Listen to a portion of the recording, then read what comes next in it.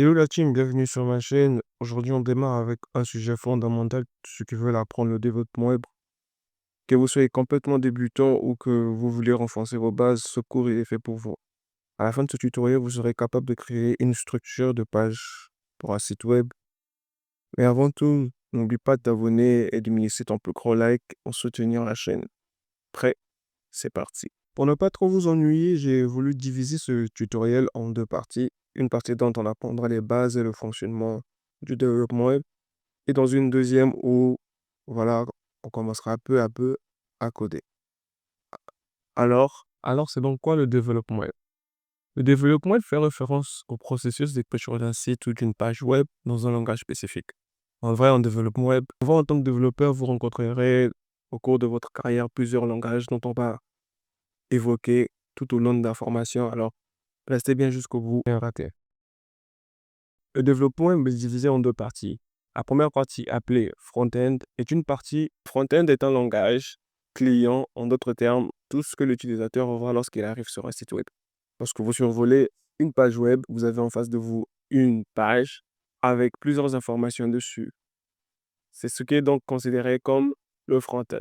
Puis vous avez le back-end, qui est un langage serveur qui se charge de préserver des données nécessaires et différentes fonctionnalités d'un site web.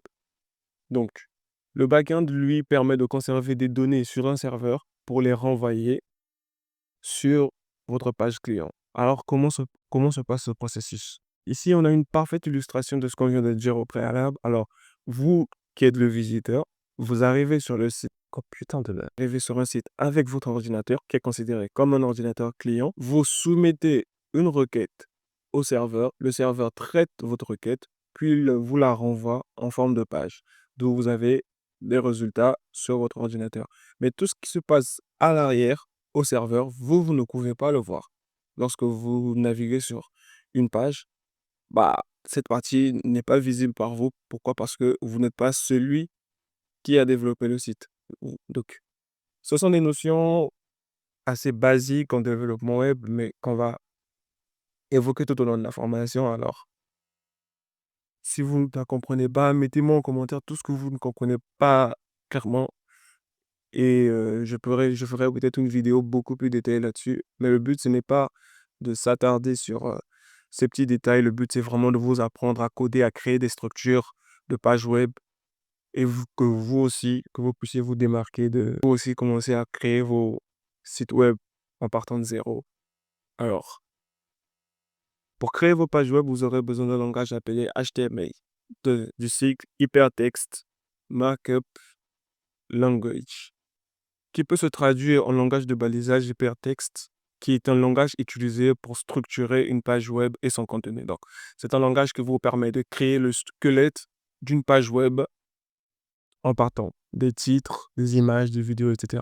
Et voilà, comme il le signifie ici, le HTML vous permet d'ajouter des titres, des images, des paragraphes, des listes, des tableaux, des liens et encore bien d'autres. HTML vous permet d'ajouter tout le contenu qui sera stocké dans votre site en partant des titres, des images, des paragraphes, des listes, des tableaux, des liens, des boutons, des champs de recherche, etc. En tout cas, il y en a bien d'autres.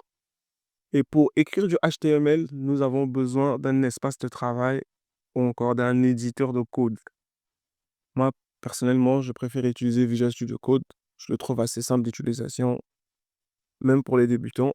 Alors, pour ceux qui veulent utiliser Visual Studio Code, je mets le lien en description. Vous atterrirez, vous atterrirez sur ce site. Vous atterrirez sur ce site où vous pourrez tout simplement cliquer sur le lien pour le télécharger. Moi, évidemment, j'en ai déjà, donc je ne vais pas le télécharger. Vous le téléchargez et on se retrouve de l'autre côté.